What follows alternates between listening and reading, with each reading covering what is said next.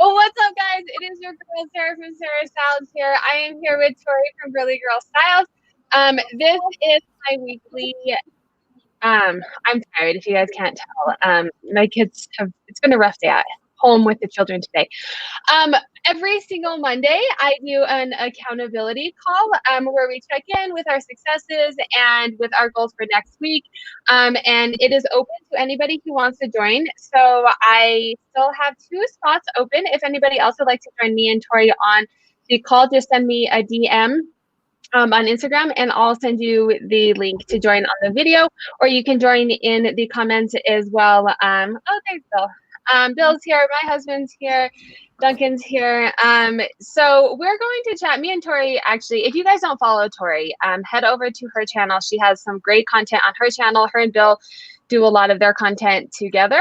So definitely follow her over there. We were just kind of friendly chatting, so we might continue that for a little while people log on. And then Tori has lots of cool things going on too, so I'll let her share that as well. For those who don't know Tori, I'll let you introduce yourself a little bit. Tell us a little bit about yourself, Tori. Yeah, so there's so much. I'm always like, where do I even start? Online reseller. I've been on YouTube since, I've been on PoshMark since 2018, and then I did YouTube pretty quickly after that. And so my channel really focuses on, it was very much data and number driven at first, but it's kind of veered a little more away from that because now there's other avenues that I can get some of that information from, Sarah. Well, and that's where we connected. Brittany, Shop Foxborough, she has a great channel too, but she was like, you need to contact Tori. And I watched a video and I was like, I do need to contact Tori. She is right up my alley. I love what she does over there. And so even not your number stuff is really great. You're live at 5s and you do a ton of community work, which I really am inspired by. If you want to talk about what's happening this week with your giveaway. Oh yeah. About that. Yeah. So exciting. So we've been working on this helping resellers. It's a charity fund. And it seems like we've been doing it forever. And it really just happened last month. It was, if you can believe it, I mean, you know how hard it is to bring things together. And we just had the right group of people at the right time with the right hearts. And so we are just raising money to give cash grants to other resellers. And we're doing a giveaway, which is actually super fun. We've had over 23. Someone just reached out to me for another giveaway. Yeah, so all these people are giving away things like Sarah Styles is giving away her amazing dashboard, and so many cool donors. Our biggest donor that we had was PoshMark, or kind of like the big fish that we were really excited about. Yeah, I saw that they had done that. That's awesome. Yeah, it was super cool that they did that. And then a lot of others. So mystery boxes, closet shoppings, that kind of thing. And we're just asking for donations to the Resellers Fund with just a minimum $10 donation, which is 10 entries, essentially. You can donate more if you want more entries. And then we're going to do our weekly live at 4:05 on Sunday. And that's Pacific. And then we're going to choose all of the 22 or 23 winners. And we'll share all of that information on Sunday. Yeah. The crew will be there. So we'll have our whole board from the fund. And so we'll all get to celebrate. It'll be a party. That is so exciting. So people who are interested in more information or how to donate and get entries, where do they go? So the easiest way is just on Instagram. It was kind of the easiest landing page since that's where we're doing most of the marketing. So Girly Girl Style, just, right there, Girly Girl Style on Instagram, and you can get the link in bio, and then you just fill out the form. Easy peasy. Also, if you want cloth masks, because we're using the money from the cloth masks for the fund as well. So it's all in one convenient location. Nice. And you're welcome to, when this video records, put your link down below as well, so people can directly go to. I've learned the more you ask, the less you get. If people just have to click, you're welcome to put your link to your Instagram on the recording, so people can go over as well. Duncan is asking for grant.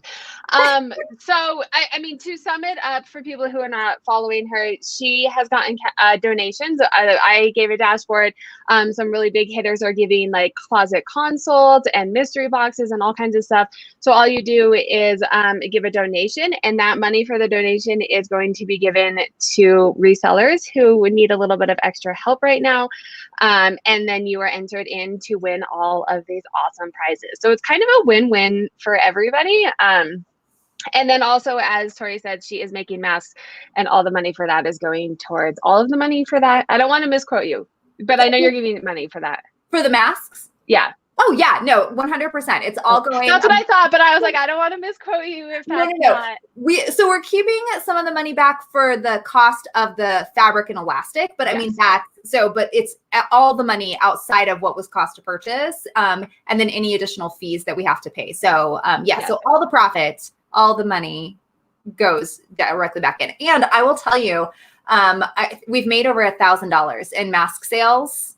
Yeah, that's not surprising. And how many masks have you guys made? So we have made for this 130, and then we're doing tomorrow. We're making 40 of them for another charity that we work with in Seattle that we are donating to. So we've got, we have it down on how to get those. Oh, I bet. Yeah. And once you find a pattern that you like, and because Bill helps you too, right? So like, we do it together.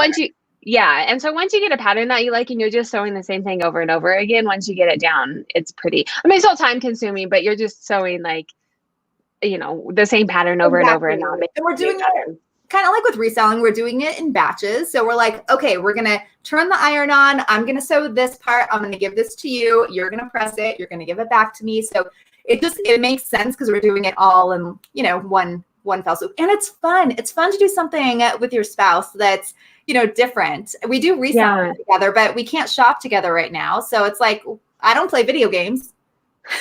So what do we do? I know you guys are cute. You guys are so cute together. And my husband plays video games. He watches a lot of the lives with you. And he's on Bill's level.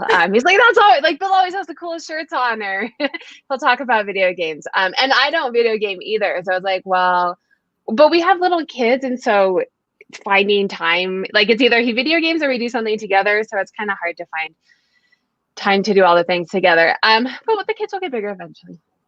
I had a question. Oh, you said sourcing. So your stores are not open yet, or what's the status up where you guys are? Nope. Here in Washington State, everything's still shelter in place. There's talking about things opening, but they're not. We have still the takeout restaurants, that kind of thing. But no, nothing is open as of yet for us.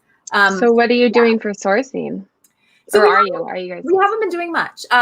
We have been lucky enough to get some mystery boxes from, some people. So Lara, a wee bit worn over there in the chat.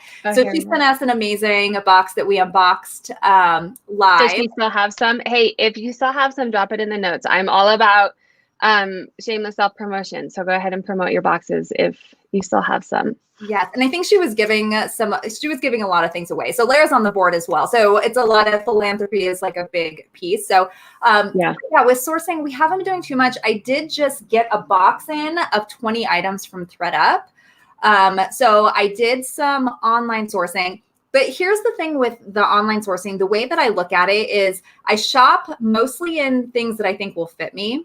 So then that way, if I get them and they don't work out or they don't, look the same way or whatever, I can just keep them. Exactly. Or upcycle them or something. So I'll be doing it. Yeah. But then do you get stuff and you're like, well, this would work, but also I really like it. So I'm just going to keep it. So I wear it like once for a picture and then I sell it.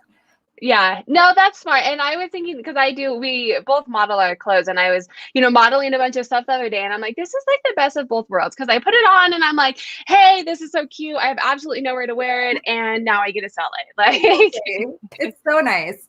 So I'm excited. So that's kind of like the sourcing strategy has been just what people have given us. We've also had a few neighbors give us bags of items in our apartment complex, which were actually decent.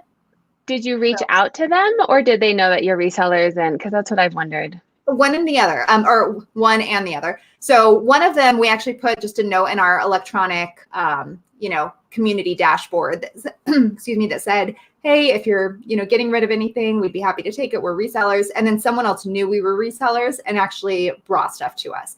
So it wasn't crazy stuff, but we've still made some money, and all of the money that we make from reselling goes to charity as well. So that's the other thing that for us in this time, it's not as important to make sure that we're sourcing because we have been spending so much time on the philanthropy piece. But it's right. You don't need it. Yeah. I mean, you're kind of doing it. I mean, it's helpful to give to charities and stuff, but it's not like you need it to pay your bills right now, right? Like exactly. So it can take a backseat during this time. Our stores opened up a week and a half ago. And I go back and forth on it. I went once and went for about 20 minutes, and it was very well done. They had plexiglass up, and they had lines like you can only go one way. Everybody had a mask on. They had checks on where you had to stand for 6 feet apart, and everyone was following all the protocols. So I felt okay with that. But it's still they're not putting. When anything gets donated, they keep it for 3 weeks or a month before they put it on the floor. Wow. And then if you I looked at a purse and I put it back, and they're like, oh, this has to go back out and wait another month to come back in because someone. So they're really on it, but the sourcing wasn't great because it was basically all the stuff that was there before it shut down, because anything they've had donated, they can't put on the floor yet. Yeah. And then they're also not they're only putting inventory out in the morning. So they're not restocking all day like they normally would. Oh. So I didn't get that much. And I'm like, well, is it worth going if I didn't even, I only went for 20 minutes, but it wasn't like it normally would be. Well, and that would be my fear is not fear.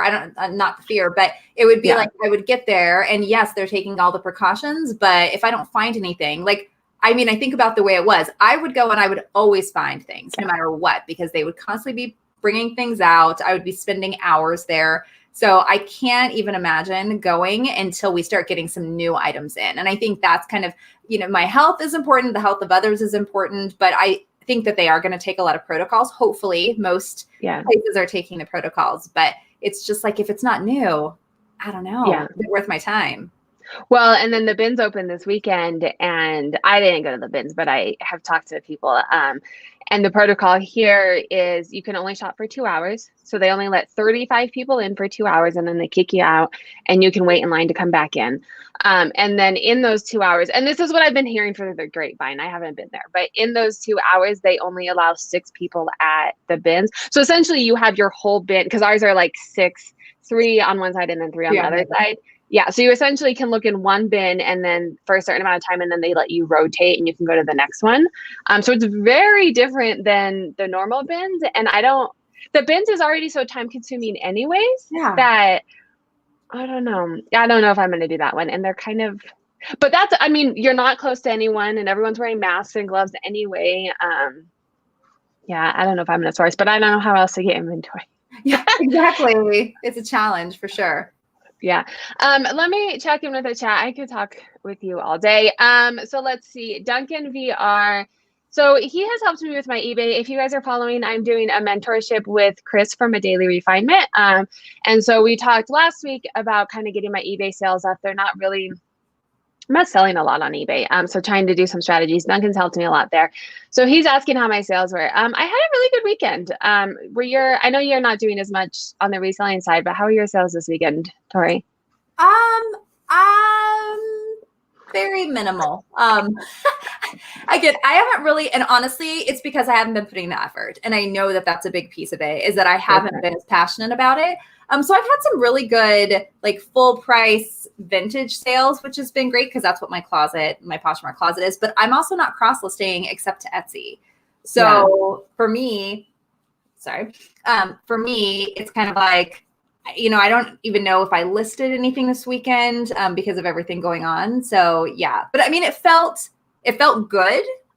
If that makes sense. I'm looking, I have my numbers pulled up so I can just see what I even did this weekend, but that's not the right week. So you're selling on eBay and Poshmark. Are you cross-listing to Mecari and others as well? No, I'm not on Mecari. I am on Etsy. I have vintage on Etsy. I haven't got a lot of new vintage, so I haven't listed on Etsy in at least a month or two because I haven't gotten any new stuff, and I kind of just let it sit there, and if it sells, it sells. I was on Tradesies, and I am not having it. I'm into a little, it's not like gossip or anything. This is what's happening to me on Tradesies.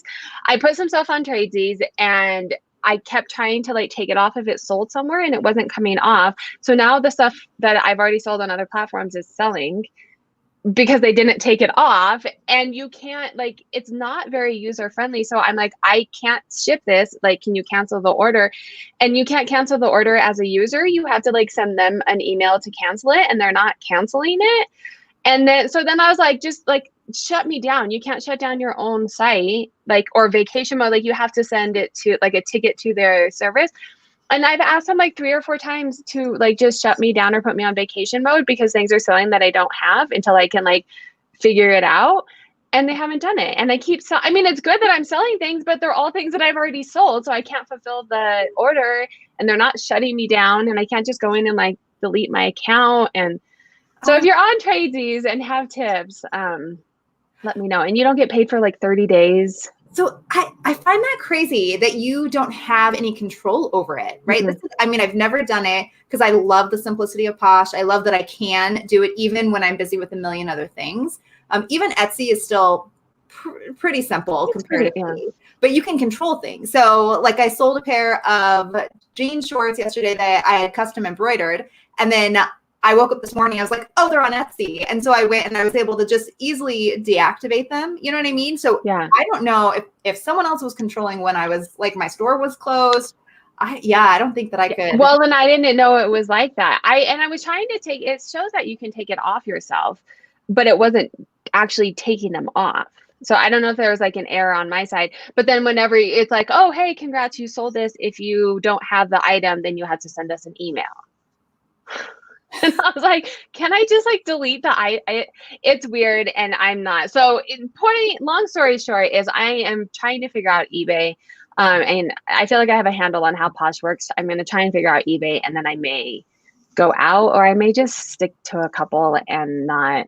I feel like I, get too thin. If I'm on too many platforms, I kind of spread myself too thin. Yeah, exactly. I totally agree. So we had a total of 13 sales last week. With that was a net of $220.93. And for us in both of the closets, that it was still good. Average time in closet was 84 days for Bill. So that's actually, I'm totally lying to you. That was Bill. That was just Bill's amazing closet. That was not, so that was Bill's closet. He did the bulk of the sales. So we had a total of 21 with a net of 320. So I feel like that's pretty legit if you're not really doing things too, right? I mean, Bill's still killing it. So don't get me wrong. Like, I want to make sure I'm clear on this because, sometimes it sounds like I'm like, oh yeah, Bill's not doing anything. No, Bill has been like listing 17 items or relisting. Oh, so Bill is still working like normal. Exactly. You're not doing the extra on top of your day job because you're working from home for your day job, right? Yeah. Well, I've been a remote employee since way before this. So this is just like second nature to me. Like, oh, so like not a lot has changed except for like going places. Yeah. Except they can't leave the house. So that's unfortunate. But yeah, I mean, that's pretty standard for us. We used to do more than that when I was putting more in, obviously, because we have 2 different closets. But yeah, I feel like last week, just looking now at the numbers, it seems pretty, pretty normal for what we've been doing. So that's cool. I mean, my weekend, I had a lot of sales. I'm working on getting traffic in eBay, which means I'm basically giving items away. To get ratings and stuff?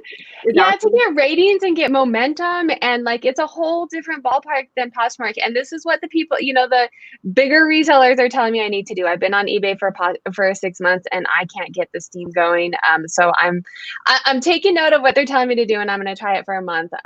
But I sold 3 things on Sunday for eBay, which is pretty good for me. It's usually like 1 every like 4 days.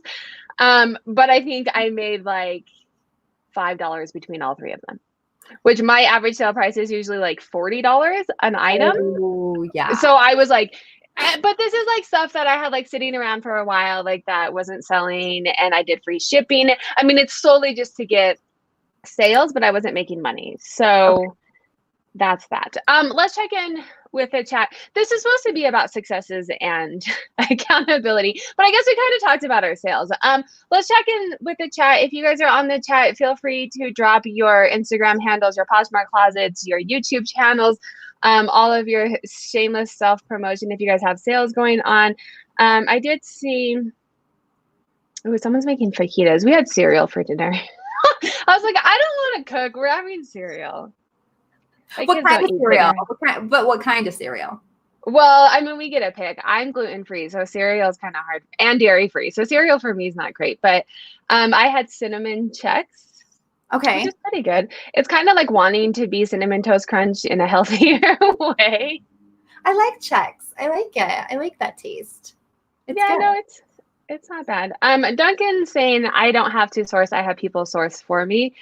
This is something I'm kind of trying to. So if you're watching and you're in Colorado and you want to shop for me, send me a note. I have a hard time finding time to source. It's one of the harder things for me to do because I can't do it with the kids. And now that like we can't have sitters and stuff, like that's where I'm starting to get nervous, is I'm getting low on inventory and I'm like, I don't know like how I'm gonna do this. I feel like that would be a dream side job for me. So if I could just do the shopping and not have to do the listing or anything, that would be amazing. Well, we can work something out. I mean, if we can figure out shipping, Tori, because we have similar, I love all your vintage stuff. So, I mean, if you're serious, we can, I don't know how shipping would work. But we can, I mean, I'm down to figure it out if you would like to try, because I don't mind all the other stuff. I have a hard time shopping. And so for me, the shopping, and I've done that before. So I actually had a couple people that I would shop for. So I was shopping for like my best friends and they would just pay me.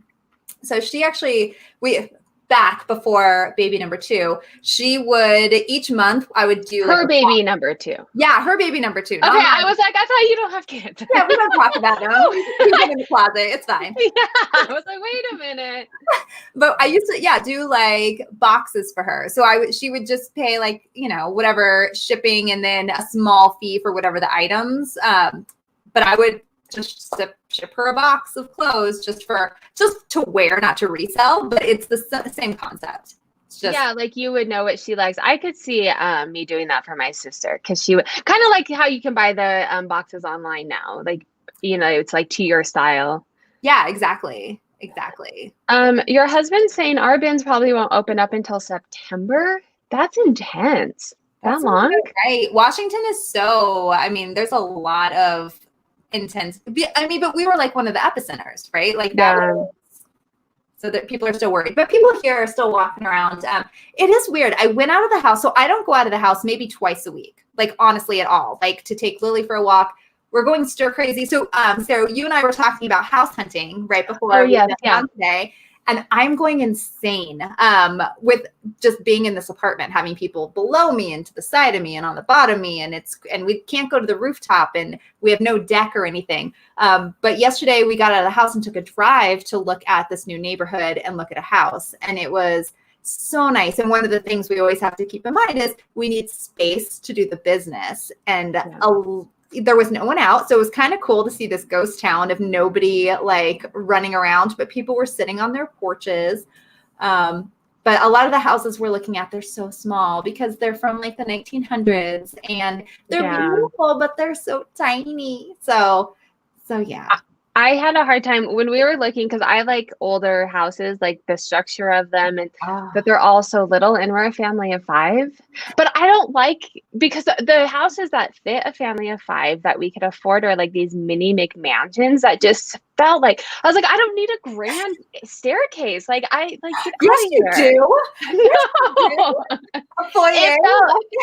It felt like really extra, but to get a 5-bedroom house, that's essentially what you had to find. I mean, it was that, unless you could afford like a 5-bedroom house that was like $1 million, and we found a nice compromise in the middle. It was like a late 70s, and it's big enough, but it doesn't feel grand, right? Like it doesn't. But I mean, you were asking, and I don't know how it would be for you guys, but we started the search right before this all started. And so they were still doing showings. Towards the last weekend that we were looking, things started. I think they put the shelter in place that last weekend. So then it was open houses were still, no, there was no open houses, but you could still look for houses. But it was like one person, like, so we had to like sit in the car at quite a few houses and wait for the other people that were looking to come out. But you could go in with your realtor. But then when we when we were closing, so like the last couple of weeks, they actually shut down mortgages altogether because it was chaos. Like the banks were chaos. So they were like, we are not giving loans. And they actually, the day that we closed, called my husband's employer and made sure he still had a job. Because I mean, 30 million people are losing jobs right now. And so the banks are like, we're not doing loans. I don't know if that's opened back up again. It has. Well, here in Washington, the thing with us is that we had gone through the whole process back in October before we were moving. And we actually got a house, and then the inspection came back and it was the worst inspection the inspector had ever seen. So we were like, okay, well, we're going to go ahead and pull out of that house. So we ended up moving to an apartment so that we could figure it out. And then the guy that was our person at the credit union left, but then he came back like a few weeks ago, right at the same time that we started looking again. And our agent has been like sending us, cards and everything this whole time. So they're all still working the same thing. I sent him our information. And one of the things that our agent said yesterday was you have to have your letter, your conditional letter. I think that's what it is. Whatever, like when you get pre-approved before you go house, you have to have that in order to even get an appointment to view a house. But they're only doing appointments.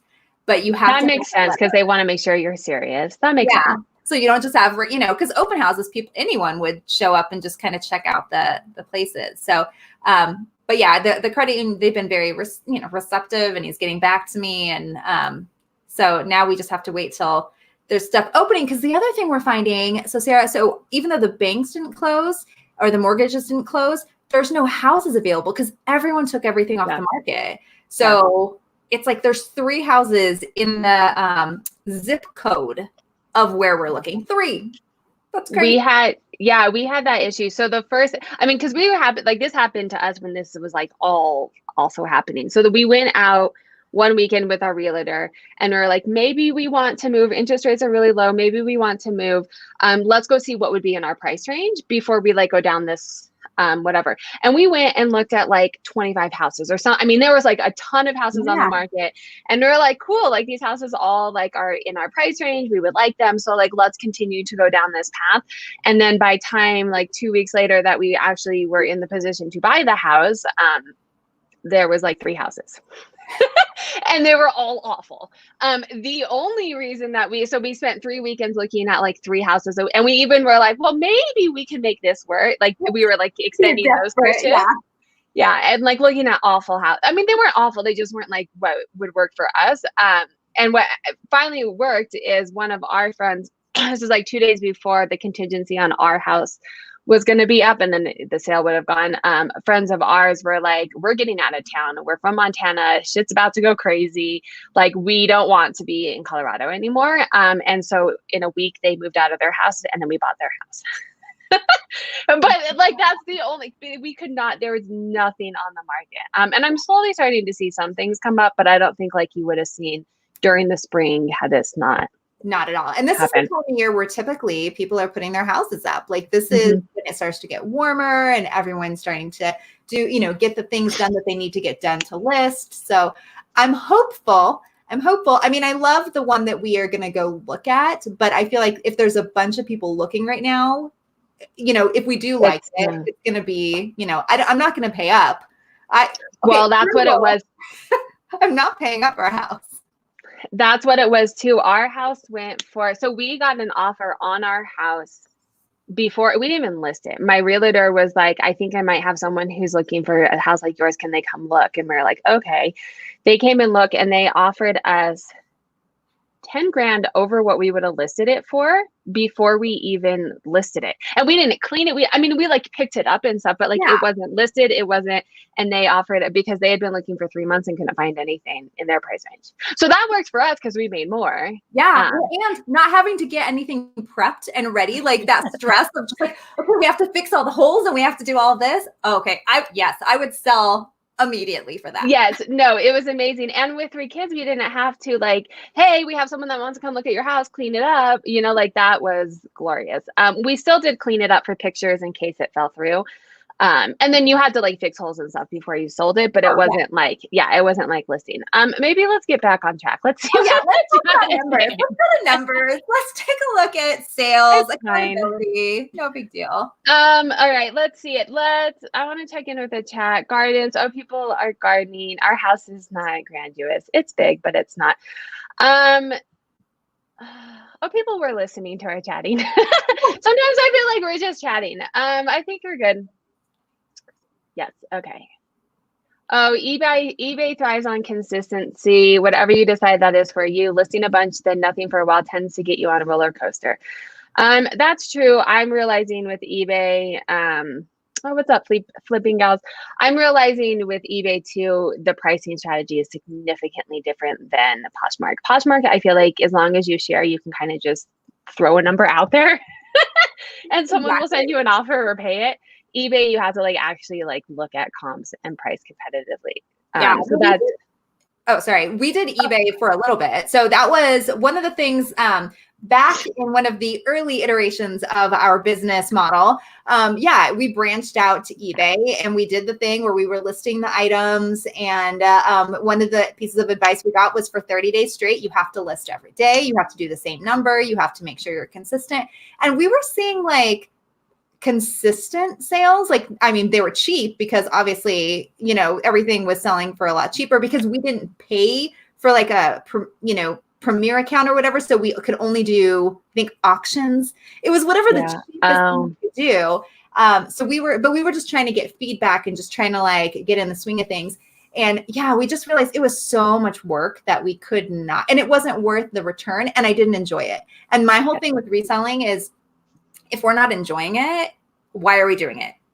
You know what I mean? Like that's kind of, if that's the case, go do something else you enjoy. So. And I feel like to me now, I'm like, I have to conquer this beast. Like, I will make it work. And then if I decide I don't like it, then I'll stop. But I feel like I'm at the point because I've done everyone's like, oh, you have to list every day. And I'm like, I've done that. And I've realized because I started on Posh, so I'm just cross posting like the exact same things from Posh over to eBay. And my prices I think that's my thing, is my prices aren't as competitive because what I'm realizing, people who go to eBay know how they know how to shop on eBay and they know how to find the best price, where people on Posh are like, oh, this popped up first on my feed. Sure, I'll buy it. Right. It's like so I'll figure it out. But right now I'm not making any money on eBay, but I think you have to like pay to like get momentum going, right? Yeah, I think so. But you know what? If it's something that you want to conquer and do, you're going to do it. Sarah, you're going to do it. I know it. Thank you. And the data there, I don't know, you guys aren't on there anymore, but like, it's amazing. I'm like, I can actually look at like how I'm doing. That's amazing. Well, and that's one of the things about Etsy that I really love too. I mean, I know it's like kind of baby compared to the eBay reporting, but I mean, I can pop in any time to my dashboard and see how many people have visited, how many people have clicked it, how many, like I did an ad. I just wanted to see what it was like. I did like a $5 ad and it told you how many people saw it and what the clicks did and if they resulted in anything. And where they come from, like if you're doing social media marketing. And I do mostly my dashboard on Etsy too, but being able to see all of that. Yes. I was blown away too. I don't know. And not a reselling thing really, but pirate ship. Like the amount of reporting that's available on pirate ship is super cool too. Like I just love being able to look and track all of this. There's so many different things. I've seen people recently talking about different apps that they're able to see, where they're shipping. They're putting all their information in and it shows like where they're shipping. I don't even know what it is, but I was like, your dashboard does that though. Like for PoshMark. Yeah. Yeah. So, you have that there at your fingertips. It's just cool to see it. It's a cool thing. And that is cool. It helps you be more successful. And Very helpful. Definitely. Well, and yeah, because on eBay last week, I had like, it was like a 0.4% conversion rate, which means I'm making 0.4% of the sales. And I'm up to 1% now because I can look at my data and change things based off of my data. I'm not like just like randomly guessing at things. I've strategically gone in, and I could talk about data all day. But there are a couple of people that have questions on eBay, and I know you're not a big eBay person, so I don't want to necessarily spend too much time here. But someone's asking, oh, the Flipping Gals, you promote everything. I'm promoting right now. Duncan knows his eBay, so I'll put him up. Promote at trending. It does help find new buyers. And from the stuff that I'm reading and talking to people, my husband, promoting when you're new helps you get seen at the top. And then once you have momentum and a lot of feedback and a lot of sales, you probably don't have to promote nearly as much. My husband wants to be a moderator, and every single time I forget to do it. I need to add him. I'm going to make a note to add him. I don't have any. I think you're a moderator, Tori, but you're on here. So I'm bad about all of that stuff. All right. So let's get into the topic at hand today. Let me take him off. Our successes for the week. So I mean, I know you're not doing a ton of reselling, but just anything in general, or even, your, what do you call it? I can't think of the word. Your giveaway and stuff, if you want to talk about just your big win for the week. And I'm going to have everyone in the chat as well. A lot of you joined last week. So if you set a goal last week, did you accomplish it? And let us know what your guys' big wins were. So I'll let you talk, Tori.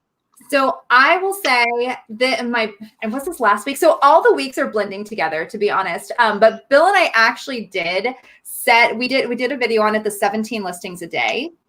So the 17, I don't know if you've heard that magic number on Poshmark, that if you list or relist 17 items a day, you get more sales.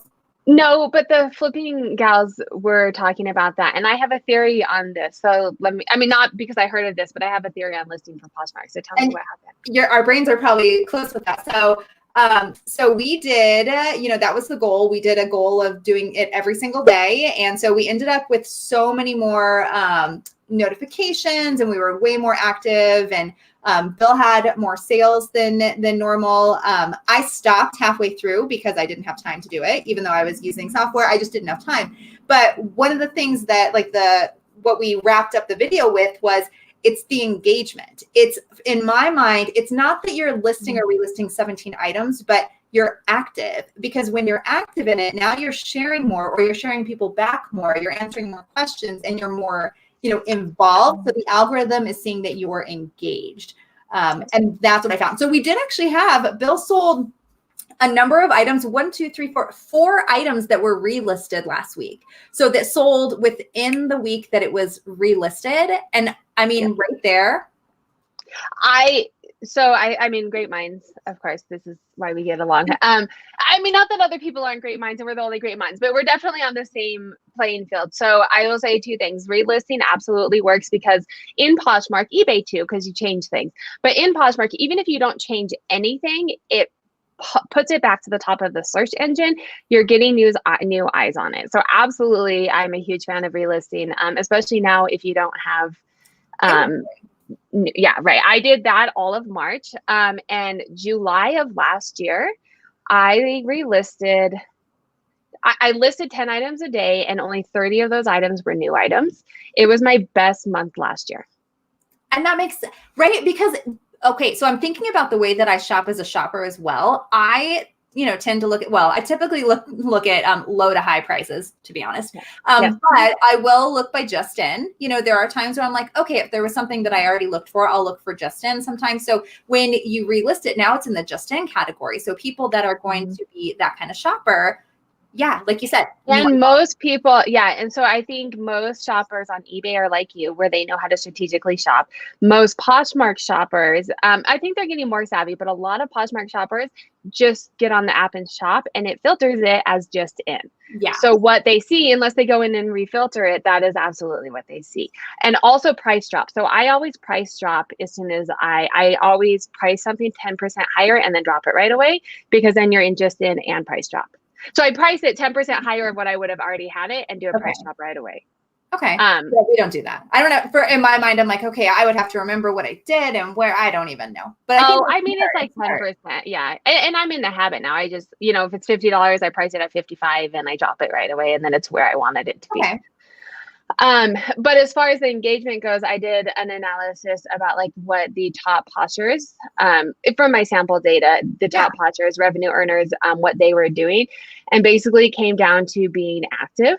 It wasn't necessarily, and there's kind of, if you've heard of like the 30-minute method, a lot of people do that, but that basically is just being active. And I noticed the days that I go on and I spend 30 minutes to an hour on PoshMark doing various different activities, following, sharing, talking to people, whatever it is when I get sales.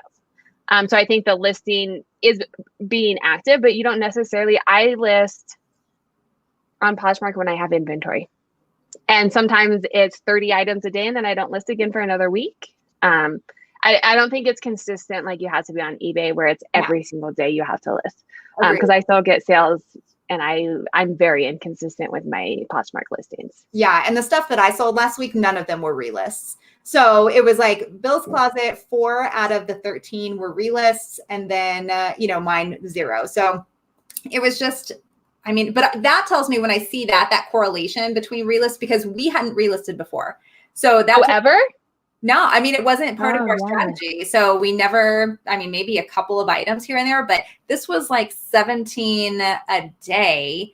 And it seems to be paying off. So, what was he relisting? I was supposed to increase Bill's Vindu capacity today so he could do more relisting, and I didn't do it. Don't remember?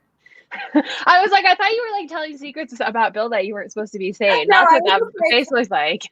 I forgot that he told me to do that this morning before he went to the grocery store. So I'm like, I failed.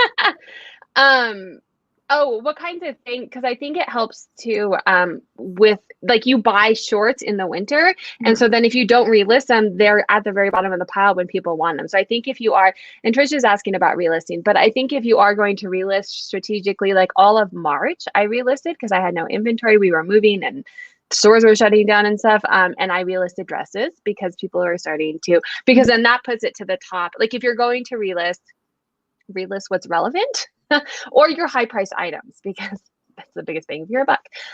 Is there a certain time you list or relist items that encourage the most engagement, or do you list throughout the day? I'll let you answer and then I can say. I mean, Bill did it pretty much at one time. Like he sat down and just kind of, he is like, I'm going to do these. He has his notebook. He marks it off as he goes. And so I feel like within a few hours is what works for him. I found it very challenging to do 17 a day. So for me, it's like when I can squeeze in any time to list specifically. But for this specifically for the last week, it was, I mean, he was very every day at the same time. And when you say the items that sold, I'm looking at the relisted items that sold. It was a skirt, a dress, a pair of lightweight women's pants, and a pair of men's pants. So some of it may be in that you had like the dresses and stuff, if you had them for a while and then they weren't, like from the winter, right? They're now at the bottom. So my strategy is I have children and I do things when I can. But I will say, as far as PoshMark goes, eBay, I don't know if you can look at eBay or other platforms as times.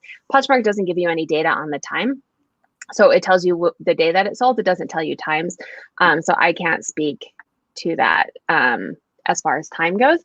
I think someone else had a question. Oh, I'm listing now while watching. Awesome. Multitasking. Yes. I list a lot of times like on the elliptical. Like I can't do it from scratch. Like I'll have drafts ready and then I can list. Duncan, he's an eBay guy, but he says list at various times throughout the day. You never know when a buyer is looking. I mean, that's true. You don't know. Someone might be at work and then, they have a few minutes, they need to escape what they're doing and they just pop in and look, or maybe at night. So that's, a very fair point. Yeah, I think things are changing. And you might note to this, I noticed on my YouTube, my views changed a lot with the pandemic to evening views. I don't know if you noticed that as well. I think people had kids at home and were, things changed. And so they were able to watch more in the evenings. When I started releasing my videos in the evenings, I was getting more views. Did you notice that on YouTube at all? I didn't notice that, but I also have pulled back on my YouTube content, and I wasn't doing it as regularly as I should have been because of everything else going on. So when I did release something, I was still releasing it. Well, I guess that makes sense. I always typically release in the evening. Afternoon. Yeah, because for me, I usually create my content and I don't usually plan it. So I know a lot of people like film it and then like have it scheduled. I can't do that with social media. It's like, if I think about it, I do it, I post it, move on to the next thing. Like it's very stream of thought. And usually at night. So, but I will say, I mean, obviously revenue's gone down for sure. And subs have gone down. Certain things have definitely gone down, but I did hear, it's because ad revenue, it's not that less people are watching. It's more that the advertisers aren't paying as much. Which yes, on YouTube for sure. I just got monetized, so I'm learning all of this, but they're not making as much money, so then they're not going to be paying as much. But I was looking at my views and because I usually release midday when like the kids are napping, and I moved it to do like more evening time things, and I noticed a difference. And so I wonder if shopping as well. I'm not making. Denali from El Ducho Thrift, she says what does she say? Hundreds of cents. And I was like, yes, that's about what you make on YouTube. Unless you're like the 1% that it can make a living. The rest of us are making thousands of cents. Yeah. All right. So let's talk about, I know Tori has to go hang out with some old friends in a bit. So let's talk about our goals for the week. Oh, I want to say what my success was for the week. Yes. So because this is mostly for me and my accountability and everyone else too, but I was like, I need to like get it together. So I am working on setting up an affiliate website for the dashboard because a lot of people, including you, promote my dashboard, and I want to be able to give you guys a little bit of kickback. I couldn't figure out how to get the Etsy affiliate links to work. It was really complicated and it didn't seem like it would do what I wanted it to do. So I was like, sure, I'll build a website. That's fine. And I have a little bit of background in WordPress because my brother is a WordPress designer. So I spent 5 hours on the phone with him this weekend working on it. It's getting there. It's no small task building a website. I don't know why I thought that was a good thing to take on, but hopefully it's up and running. And I don't want to add to it. So hopefully once we have it going, it'll be good, smooth sailing, and you guys can start getting a little kickback for promoting the dashboard. Yeah. That's my big win. Not resell. It's kind of reselling, but not like super reselling. Let's talk about, and people in the chat as well, let's talk about goals for the week. We talked too about high level goals. If you want to tell us kind of where you see your business maybe in this year or the next couple of years, where your vision is for that, and then what you're going to do this week to help you get there. Oh, so I haven't, oh my gosh, because it is that thing where I have not been focusing so much on business strategy with everything going on. Mm-hmm. For us, our initial goal for this year and next year was to be able to get $10,000 in net profit after everything was taken out, and that we would get back to charity. So that was this year, with everything else going on. But then of course we want to expand that into the next year. So even with everything going on, I feel like we're still on a correct trajectory to make sure that we reach that goal this year. And then in the next year, hopefully we can double that because we'll have more space. Because that's the other thing, is when you have more space, you can have more inventory. And then just being flexible with the time. So that's kind of with us, that's what our business goals are, just to continue to be flexible, adjust as necessary so we can get inventory in new locations, relist if we don't have inventory. So then the goal for this week really is, I need to list. I have items to list. I haven't listed them because I have been so in the charity fund mode. So it's a lot of work. It's so much. And, and it can be a little overwhelming. And I think that many of us this weekend kind of felt a little overwhelmed with putting so much time into the fund and reselling and our day jobs and all of this. So I don't know how I did that. I'm sorry. I didn't mean to do that. Sorry.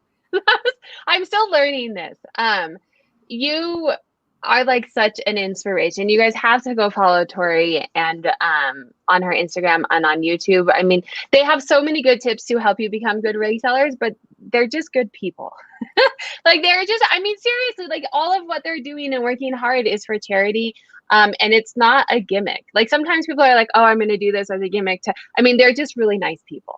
So go follow them. We're lucky. So that's the way we look at it, is that we are lucky because, you know, we didn't have it easy growing up. So it's nice to be able to just feel a little comfort at this point in our lives and be able to give back. And I was super excited about the little promo that I put out last night. Did you get to see it? It was so cute. Yes, it was so cute. And I was like, Tori did such a good job. And I know as a editor, like, I mean, I wouldn't say I'm an editor, but like how to make those things that like you put a lot of effort into it. It looks awesome. I was really excited because that's, you know, that's my day job, but that was my goal yesterday. So I had my one job yesterday was, okay, no matter how stressed I am, I'm going to get this promo done. So then that way the rest of this week I can start to list more and I can focus a little bit more. And major goal, kind of two things. Number one, I need to increase Bill's vendor count so that he can continue to cross list so he can have that. And then also we have a goal of getting to 100 donors, that's donors, not donors. Yes, there you go. That sounds like something you're eating. But 100 donors is what we're trying to get to because the giveaway will be Sunday live at 4:05. So if we can get to 100 donors by Saturday, that's kind of the stretch goal. I think we're already at 25. We would love to do more, but yeah. All right, so you guys heard it. Help her get to her goal. Head to her Instagram channel, donate $10, the minimum. You can donate more. And you can win a dashboard. You can win, I mean, you can, I don't know if you want to tell the prizes or not, but there's, I don't know all of them. There's big names that are like giving closet consults, like mystery boxes. Exactly. Yes. And the Flipping Gals over in the comments here, they're giving away a consultation package. Yeah, it's pretty legit. We have everything on the form. So you can actually look through before you decide if you want to donate. You can look through all of the information, all of the donors. But I will tell you within like the first 4 donors, you're going to say, yeah, it's worth $10 to donate. Yeah, I mean, for sure. Well, and even if you weren't giving prizes, like you're helping people also. We already raised, so $2,500 is what we already raised just from people in the community giving cash donations so that we can give back. And I think we've given out $1,300 as of this morning, but we have 4 more that we will be granting tonight, maybe. So that's going to bring us up to $1,700 that's amazing that we've just given. So yeah, that's amazing. So how do you pick who gets the money? Like how you're giving it to people? So we have a nomination form, and that's in the same Linktree link that you can go in and nominate yourself or nominate a fellow reseller. Let us know why. It's just like why. And then we have our selection committee, which does the vetting. So we make sure we look at your platforms to make sure you're compliant, that you are someone that would represent us, because we are going to be giving away the money. And then we also look at the story, and we take a heartbeat. We say, okay, so I support this one, and we go around, and then when I like it selected, then we reach out to them. And there is one thing we didn't say: we're giving them $100 cash grant, but we're asking them to give $25 away to another reseller so we can touch more people. So we don't follow up. We're not saying, oh, you have to prove to us that you did. We're just saying this is what we'd like. And we've been getting so many. Lara's been capturing all of the stories. So after the campaign is over, I think we'll be done by the end of May. We're going to put together a newsletter. We're going to send out like all the successes, all the joys, everything. And then we'll be ready to move into June with maybe less on our plate. Oh, I'm sure. If you're anything like me, you're like, I'm not doing anything else. And then one project ends and you're like, sure, I'll build a new website. Like exactly. I have an idea. I have an idea. That is the worst words that can come out of my mouth. I've heard from everybody that when Tori says, I have an idea, you run. Yes, right. But that's what makes you entrepreneurs. Because my husband's like, I'm like, I'm going to stop doing so much. He's like, no, you're not. I was like, just when I finish this dashboard, he's like, no, it won't. You'll just find something else to do. Like it's not bad, but yeah. I just redid the cabinets today. So during my 10 minutes where I was before jumping on this and after my work, I literally pulled everything out of the cabinets and rearranged them. Can't sit still.